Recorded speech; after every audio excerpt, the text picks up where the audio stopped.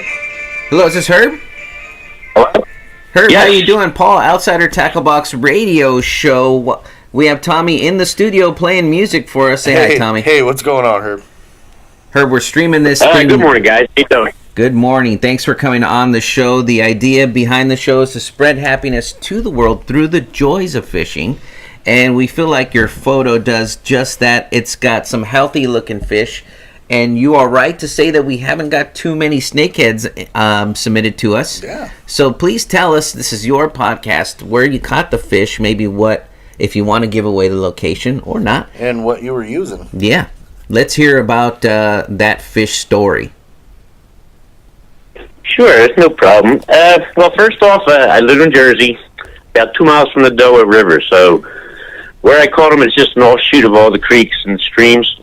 So it is tidal water. There is no name to the place. Really, the only way you can access it is walk down railroad tracks, about a mile.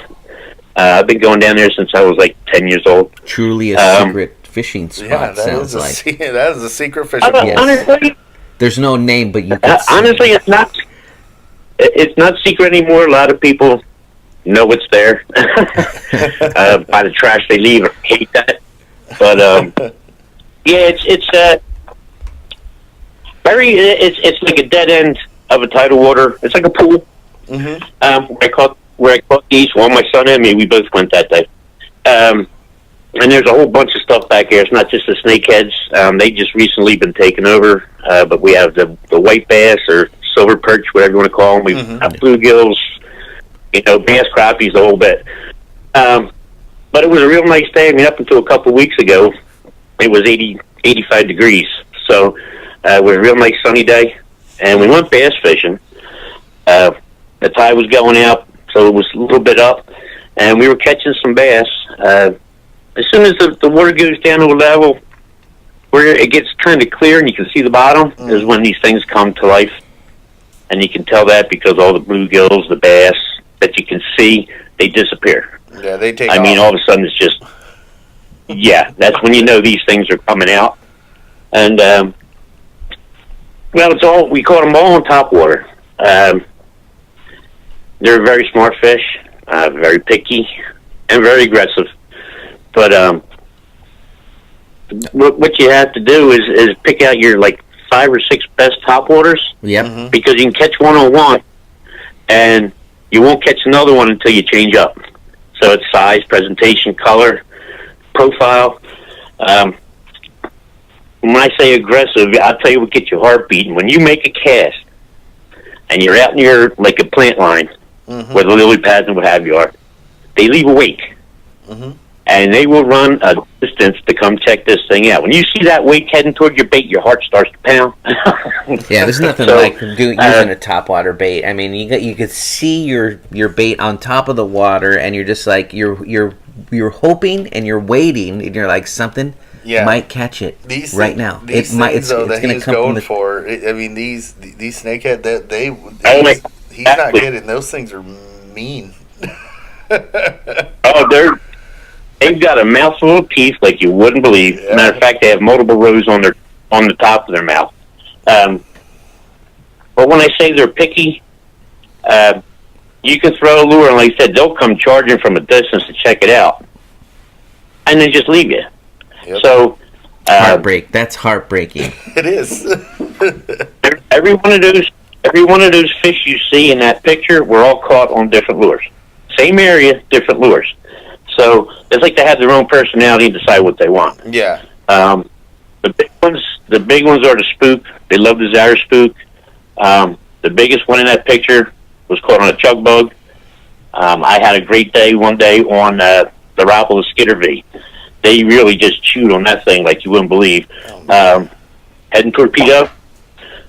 And I find too that they don't like real noisy baits. I mean, you've seen a lot of videos where they show people burning buzz baits across top or aggressively popping poppers. It don't seem to work down there. More like a bass approach. When they start getting close, when that wake starts getting close, I'll just stop the lure. I'll just let it set. Yeah. And then a wake this, and usually on the next move, not even a twitch, maybe just a little bit of a pull to get it to move is when they'll hit it. and they hit on different weights. You'll get some that'll come clear out of the water, hitting it so hard. Some will just make a roll at it and swipe it. I've had them, like that big one in that picture was on a chug bug. He just made a swirl behind it and slurped it, just sucked it off the top. Sucked it right in. Depending, too, they all fight different. Some will come clear out of the water on the hook set. I mean, they're spectacular jumpers. Some head deep. Some head right for cover, try to get you tangled up. But they all do this one thing. As soon as you get them in close, they do a death roll. And as soon as they see you, they start rolling. They start to spin. Oh wow! Oh yeah, and the one I caught, he had himself so tangled up by the time I got him on shore. I mean, he just had the line around his head, his gills, around the lure. I mean, it was just tied. And but you lose a lot of them that way. Yeah, set when they're going. So it's a fun fish.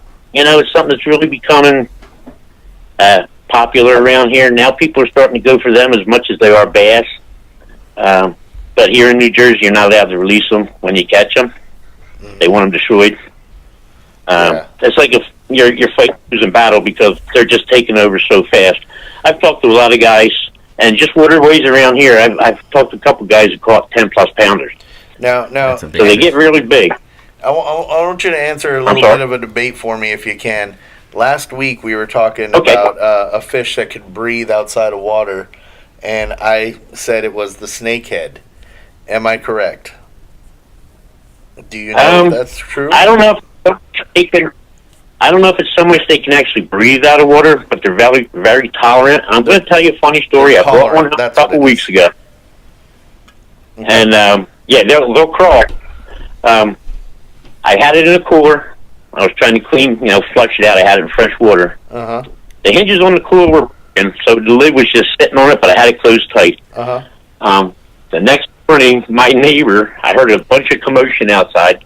I look at this thing had gotten out of the cooler without knocking the lid all the way off and crawled into the middle of the street. I mean, and everybody's looking around like, how did this fish end up in the middle of the street, you know? That's awesome. The fish knocked off the cooler lid and went down the street, huh? Yeah. Well, actually, he went a good 20 feet before the neighbor saw him, you know. But we've had them, we've put them on ice in a cooler and had them live 5-6 hours.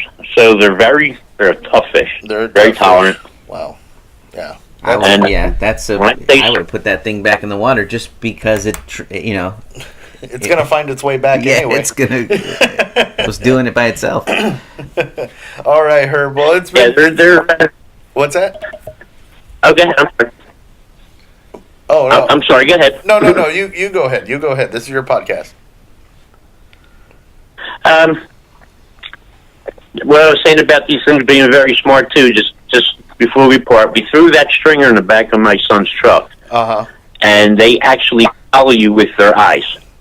They watch you move. So I've never had fish do that to me before, and it's kind of spooky. That is spooky. That's scary. That's definitely a Halloween fish for you. That's I thought you were going to say they're so smart. They unlatched the back of the truck and they crawled out and they hitchhiked a ride back to the pond. And that's a story that I would have said to Tommy. I would have said that to Tommy. I totally would have said, "Hey, I caught this fish." You're never going to believe it. Opened up the truck bed. It walked. It crawled down the street, stuck out a fin, hitchhiked a ride. Sounds like a sci-fi movie. Yeah, exactly. Sounds like a sci-fi movie in the making. That's it. Oh, there we go. See, we'll get her. We'll work together on a movie called Snakehead. Snakehead. Snakehead. I'll catch all the props. All right. We love having you on the show. We're going to put this thing up on iTunes. It'll be available on Podbean and our YouTube. You'll be able to see us and hear your voice on the YouTube channel. Absolutely. We'll put that up for your listening pleasure, and then you could share that with your buddies. Please continue to send us in photos so we could tell your story and share it with everybody in our Outsider Fishing group and all of our Outsider fans. So thanks again. We'd love to have you back on the show anytime. Just because you came on once doesn't mean this the end of this relationship. No, you So, are yeah. always more than welcome to come on back. Once you find that one snakehead that learns how to hitchhike a ride back to the pond, we'll talk again. Hey, I promise you'll be the first to know. All right, sir. we'll work on that Thanks movie. for having me on it. Thanks, Yes, Herb. sir. appreciate We it. will. You enjoy the rest of your Thanks your for having day. me on. Thanks for joining us. Take care, bud. Tight lines, bud.